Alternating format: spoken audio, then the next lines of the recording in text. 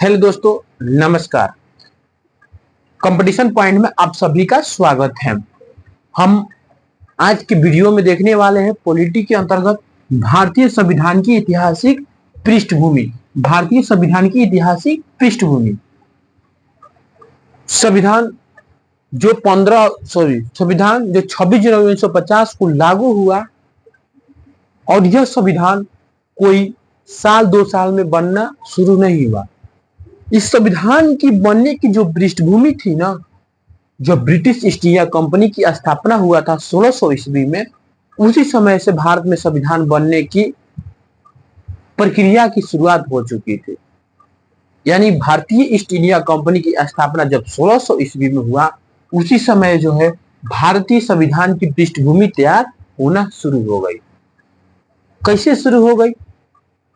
क्योंकि ये British east India company थी, भारत में जो है कई सारे अधिनियम ले आई। जैसे 1773 का रेगुलेटिंग एक्ट, 1784 का पीस इंडिया एक्ट, 1761 के भारत शासन अधिनियम, 1758 के भारत शासन अधिनियम, 1909 के मैट्यू चेम्सफोर्ड मार्ले मिंटो अधिनियम, 1919 के मैट्यू चेम्सफोर्ड अधिनियम, 1935 के भारत शासन अधिनियम, 1947 के स्वतंत्र भारत शासन अधिनियम। इन तमाम अधिनियम के आधार पर ही भारत की जो संविधान को तैयार किया गया। तो हम कह सकते हैं कि भारत की जो पृष्ठभूमि है, भारतीय संविधान की जो पृष्ठभूमि तैयार हुई, भारतीय संविधान की पृष्ठभूमि जो तैयार हुई वह 1600 ब्रिटिश ईस्ट इंडिया कंपनी की स्थापना के समय यानी कि 1600 ईस्वी में ही जो है इसकी पृष्ठभूमि जो है तैयार हो गई। इसकी पृष्ठभूमि क्या हो गई? तैयार हो गई। इसकी पृष्ठभूमि जो है तैयार हो गई। देखिए, अगर बात करेंगे ब्रिटिश ईस्ट इंडिया कंपनी, तो समझ गए British east India company, British east India company, इसकी स्थापना हुआ था 1600 ईस्वी में। 1600 ईस्वी में ब्रिटिश ईस्ट इंडिया कंपनी की स्थापना हुआ और ब्रिटिश ईस्ट इंडिया कंपनी को भारत तथा पूर्वी एशियाई देशों के साथ व्यापार करने का जो अधिकार दिए, भारत तथा पूर्वी एशियाई देशों के साथ जो व्यापार करने का अधिकार दिया, वहां की महारानी थी एलिजाबेथ प्रथम, एलिजाबेथ द्वितीय ने जो है ब्रिटिश ईस्ट इंडिया कंपनी को भारत तथा उसके पूर्वी एशियाई देशों के साथ जो है व्यापार करने का एक अधिकार दिया। क्या दिया? एकाधिकार दिया। एकाधिकार प्रदान किया। इसका मतलब यह है कि जो ब्रिटिश ईस्ट इंडिया कंपनी, जो ब्रिटेन की कंपनी हुआ करती थी, जो भारत तथा पूर्वी एशियाई देशों के साथ जो व्यापार करेगी, केवल कौन? ब्रिटिश ईस्ट इंडिया कंपनी ही करेगी। इसका मतलब एक अधिकार का मतलब यही हुआ। यह कितने वर्षों के लिए एलिजाबेथ प्रथम दी थी? 15 वर्षों के लिए। 15 वर्षों के लिए जो है भारत में व्यापार करने का अधिकार दिया था। जब भारत में व्यापार करने का अधिकार दिया तो 1600 ईस्वी में British east India company Bharat में स्थापना हुआ। ब्रिटिश इंडिया कंपनी का स्थापना हुआ और भारत जब यह स्थापित हुआ तो ब्रिटिश इंडिया कंपनी, उस समय जो भारत में यानी कि मुगल सत्ता थी और मुगल बादशाह हुआ करते थे। उस समय जो है, उस समय बात करेंगे मुगल बादशाह हुआ करते थे। उस समय जो मुगल बादशाह हुआ करते थे वह अकबर था। ब्रिटिश ईस्ट इंडिया कंपनी के जो मुगल बादशाह हुआ करते थे, जब कंपनी की स्थापना के समय मुगल बादशाह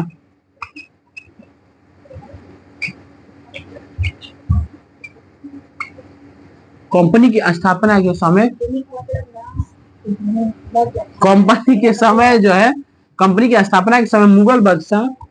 मुगल बादशाह अकबर हुआ करता था। कौन? अकबर हुआ करता था। कंपनी की स्थापना के समय मुगल बादशाह अकबर हुआ करता है। लेकिन जानते हैं कि अकबर का शासन काल रहा है 1526 से लेकर 1605 ईस्वी तक। 1605 इसमें अकबर का निधन हो गया। तब पश्चात जो मुगल बादशाह बना, उसका बेटा सलीम जो जहांगीर के नाम से मुगल सत्ता पर स्थापित हुआ। उसका बेटा अकबर का बेटा जो जहांगीर था वो मुगल सत्ता पर स्थापित हुआ। तब जाकर जो है जहांगीर शासक बना और जहांगीर शासक बना तो जहांगीर के अगर शासन काल देखेंगे 1605 से 1600 28 लगभग। अगर बात करें जहांगीर, इसी समय जो है मुगल सत्ता की स्थापना हुआ था, सॉरी मुगल जो है, सॉरी ब्रिटिश इंडिया कंपनी को जो है व्यापारिक अधिकार प्रावधान हुआ, व्यापारिक अधिकार। तो व्यापारिक अधिकार यानी कि 1608 ईस्वी में, 1608 ईस्वी में ब्रिटिश इंडिया कंपनी ने अपनी पहली फैक्ट्री सूरत में स्थापित किया था, लेकिन मान्यता प्राप्त नहीं हो पाया। और इस कंपनी को मान्यता प्राप्त हुआ 1613 ईस्वी में। इस कंपनी को मान्यता प्राप्त हुआ 1600 ईस्वी में, मतलब 1613 ईस्वी इसके बीच आता है। यानी कि जहांगीर के समय कंपनी को कह सकते हैं कि कंपनी को व्यापार करने का अधिकार, व्यापार करने का अधिकार, कंपनी को व्यापार करने का अधिकार जहांगीर ने प्रदान किया। किसने? जहांगीर ने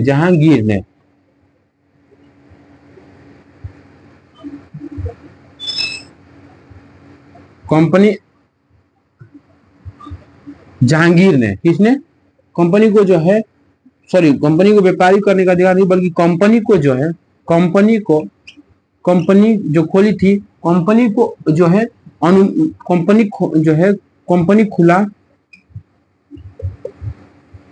कंपनी खुला जहांगीर के समय।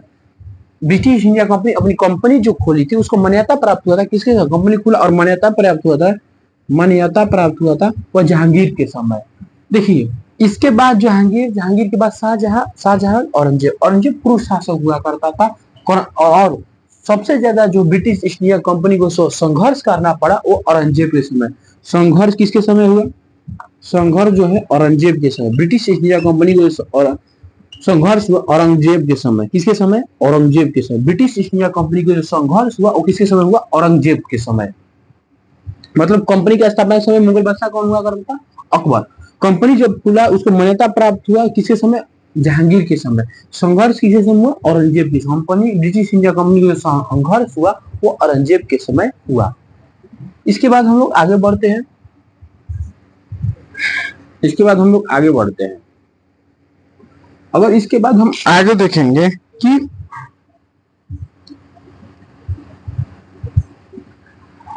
देखिए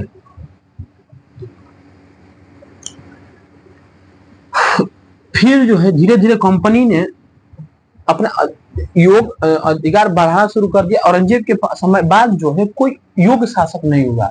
जब नहीं हुआ तो कंपनी ने, ब्रिटिश ईस्ट इंडिया कंपनी ने जो है एक युद्ध लड़ा, प्लासी का युद्ध। प्लासी का युद्ध हुआ था 23 जून 1757 ईस्वी। प्लासी का युद्ध कब हुआ था? 23 जून 1757 ईस्वी को प्लासी का युद्ध हुआ। और यही युद्ध में ब्रिटिश ईस्ट इंडिया कंपनी ने जो है बंगाल के नवाब हुआ करते थे। यह युद्ध है बंगाल के नवाब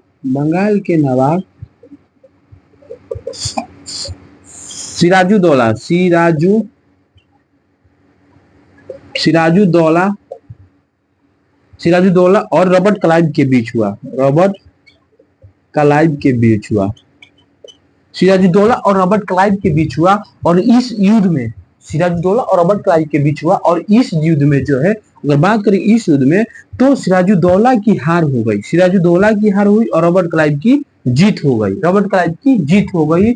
इसके बाद सिराजुद्दौला की हत्या कर दिया गया। फिर रॉबर्ट क्लाइव ने अपने अनुसार वह बंगाल का नवाब बनाया। और बंगाल के नवाब जो है मीर जाफर को बनाया। बंगाल के नाम किसको बनाया? मीर जाफर को बनाया। और रॉबर्ट क्लाइव ने यही युद्ध जीतकर जो है अपना जो कंपनी के रास्ता को साफ कर दिया भारत में राजनीतिक हस्तक्षेप करने में। भारत में जो राजनीतिक हस्तक्षेप शुरुआत किया रॉबर्ट क्लाइव ने, और बंगाल में जो है उन्होंने राजनीतिक हस्तक्षेप करना शुरू कर दिया और यहाँ से मार्ग भी खुल गया। इसके बाद जो है इन्होंने एक युद्ध, ब्रिटिश इंडिया कंपनी ने एक युद्ध लड़ा, बक्सर का युद्ध।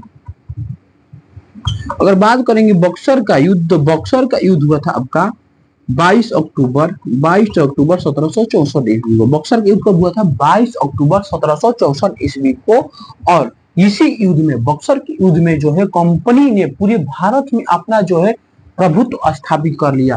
कंपनी ने भारत में, पूरे भारत, देखिए प्लासी के युद्ध में केवल बंगाल में राजनीति अपना जो रास्ता साफ हुआ और 22 अक्टूबर 1764 को जो है बक्सर के युद्ध के माध्यम से उन्होंने लगभग भारत के सभी अधिक से अधिक भागों को उन्होंने अपना अधिकार जो है साता करने के लिए उसी रास्ता पूरी तरह से साफ हो गया। इसके बाद जो है बक्सर के युद्ध के बाद एक संधि हुई थी, इलाहाबाद की संधि। एक संधि हुआ था इलाहाबाद की संधि। एक संधि हुआ था इलाहाबाद की संधि। इलाहाबाद की, जिसे आज प्रयागराज की इलाहाबाद की संधि। अगर बात करेंगे इलाहाबाद की, तो इलाहाबाद की दो संधि हुआ था, 12 अगस्त 1765 और 16 अगस्त 1765। एक हुआ था 12 अगस्त 1765, एक हुआ था 16 अगस्त 1765। देखिए 12 अगस्त 1765 को जो संधि हुआ था, 12 अगस्त 1765 को जो संधि हुआ था, यह संधि जो है रॉबर्ट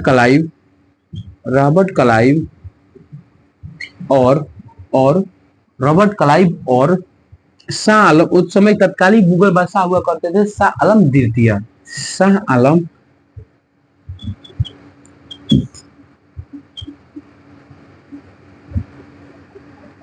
तत्कालीन मुगल बादशाह हुआ करते थे शाह आलम द्वितीय, और शाह आलम द्वितीय ने ही रॉबर्ट क्लाइव को बिहार, बंगाल और उड़ीसा के क्षेत्र में जो दीवानी अधिकार प्रदान किया। शाह आलम द्वितीय ने रॉबर्ट क्लाइव को बिहार, बंगाल और उड़ीसा के क्षेत्र में दीवानी अधिकार, मतलब जो है टैक्स लेने का, कर लेने का और जो है अधिकार दिया। किसने? शाह आलम द्वितीय ने रॉबर्ट क्लाइव को। शाह आलम द्वितीय ने दिया रॉबर्ट क्लाइव को। पूरी तरह से इसका जो अधिकार जो बिहार, बंगाल, उड़ीसा के क्षेत्र में जो है रॉबर्ट क्लाइव यानी ब्रिटिश इंडिया कंपनी को हो गया। तब जाकर रॉबर्ट क्लाइव ने एक पद लाया, बंगाल के गवर्नर का पद।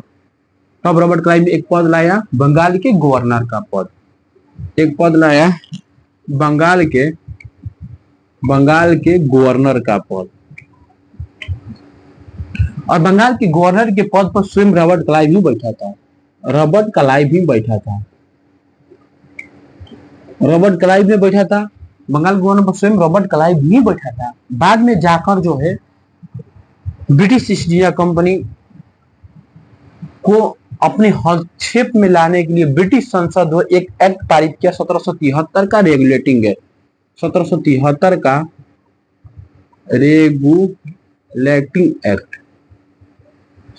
का रेगुलेटिंग एक्ट। तब जाकर 1773 का रेगुलेटिंग एक्ट जो है ब्रिटिश संसद ने पारित किया, क्योंकि ब्रिटिश ईस्ट इंडिया कंपनी को अपने नियंत्रण में लाने के लिए जो है 1773 का रेगुलेटिंग एक्ट पारित किया गया।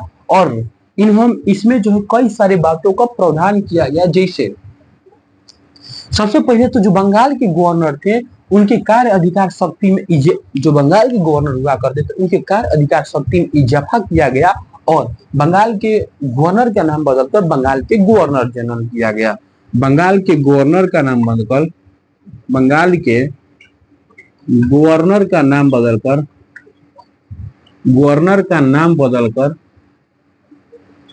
बंगाल का गवर्नर जनरल किया गया। बंगाल का गवर्नर जनरल किया गया। नाम बदल किया गया, बंगाल का गवर्नर जनरल किया गया। इसके बाद जो है 1773 रेगुलेटिंग एक्ट में ही जो है 1700 एक्ट के तहत ही 1774 ईस्वी में कलकत्ता में एक सुप्रीम कोर्ट की स्थापना हुआ। कोलकाता में एक सुप्रीम कोर्ट की स्थापना हुआ और सुप्रीम कोर्ट के जो मुख्य न्यायाधीश बने एलिजा इम्पे। इसके मुख्य न्यायाधीश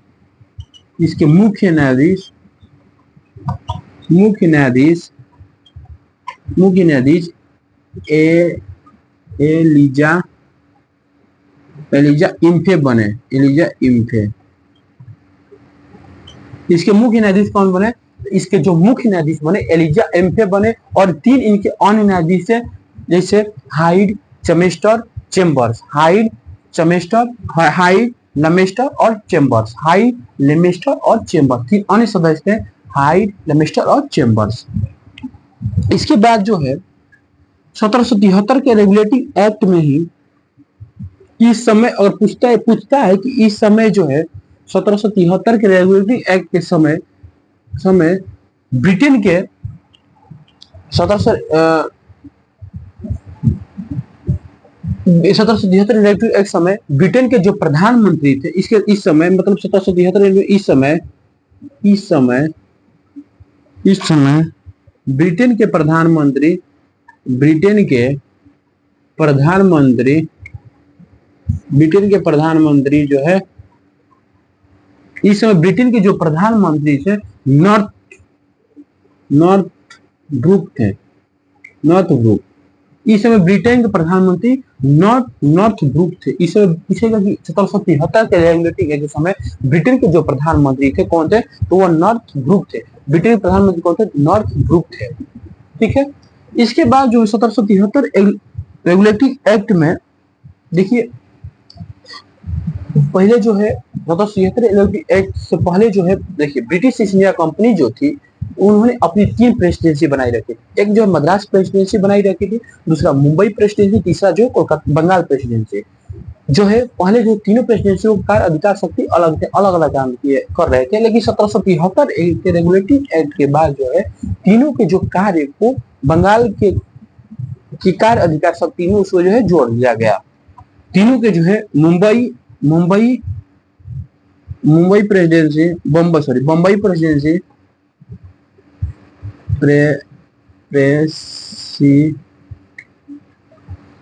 बम्बई प्रेसिडेंसी को मद्रास प्रेसिडेंसी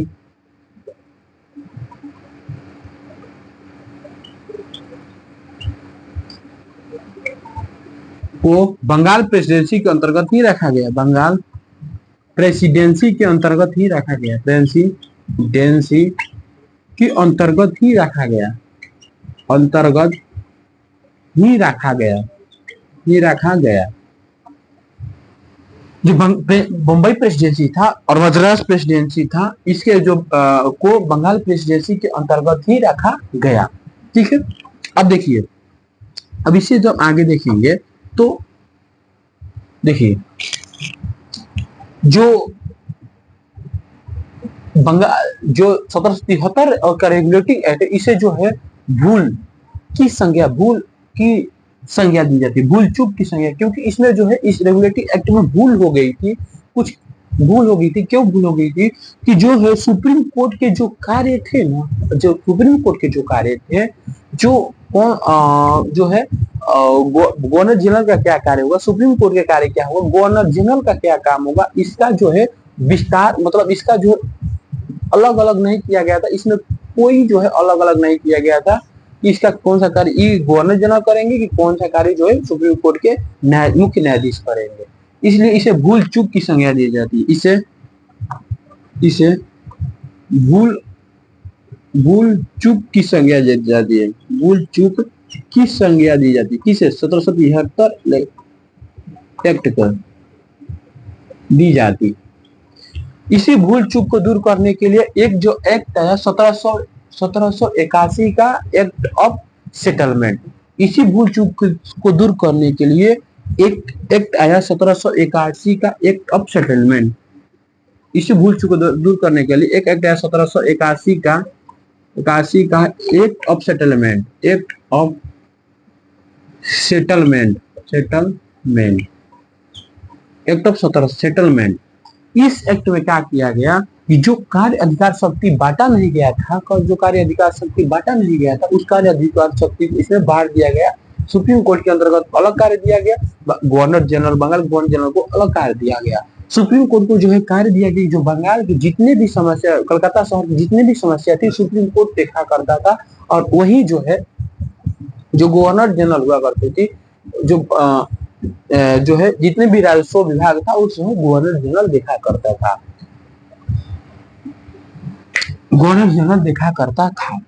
इसके बाद हम लोग आगे देखेंगे, एक एक्ट आया 1784 का पिट्स इंडिया एक्ट। 1784 का Pitt's India act. Pitt's India act 1784 का पिट्स इंडिया एक्ट। एक एक्ट आया 1784 का, फिट्स इंडिया एक्ट। और 1784 के फिट्स इंडिया जो पारित हुआ था, इस समय ब्रिटेन के प्रधानमंत्री पिट्स थे, विलियम पिट्स। ये ब्रिटेन के प्रधानमंत्री कौन थे? ब्रिटेन के प्रधानमंत्री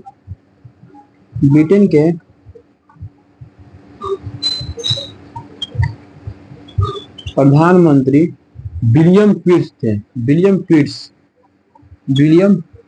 थे। इस एक्ट में कहा गया कि इस एक्ट में कहा गया 1784 का पिट्स इंडिया एक्ट में, जो ब्रिटिश कंपनी के द्वारा जो क्षेत्र जीता हुआ है, वह क्षेत्र जो होगा वो जो है ब्रिटिश सरकार का, उस पर जो है स्वामित्व होगा, ब्रिटिश सरकार का आधिपत्य होगा, ब्रिटिश सरकार उस पर अधिकार अपना मानेगी। मतलब 1704 ब्रिटिश कंपनी द्वारा, ब्रिटिश ईस्ट इंडिया कंपनी द्वारा जीता गया क्षेत्र ब्रिटिश आधिपत्य क्षेत्र माना जाएगा। ब्रिटिश आधिपत्य क्षेत्र माना जाएगा। आधिपत्य क्षेत्र माना जाएगा।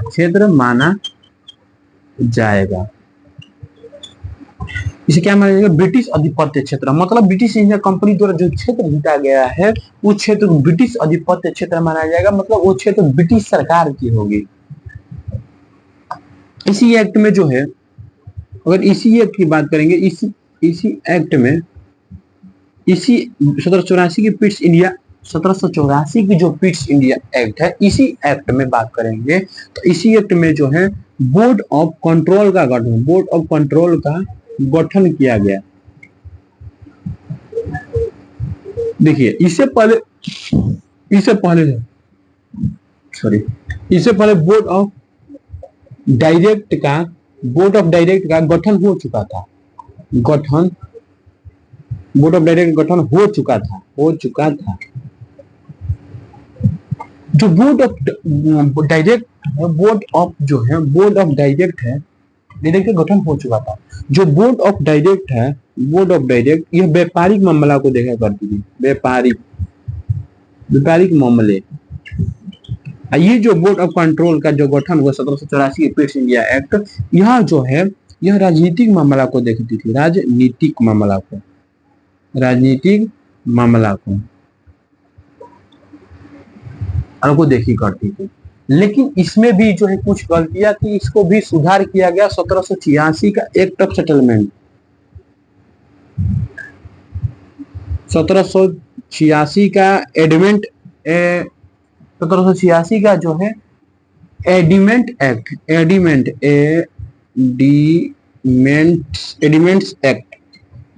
और 1786 एडिमेंट एक्ट के तहत ही जो गवर्नर जनरल को वीटो का अधिकार दिया गया।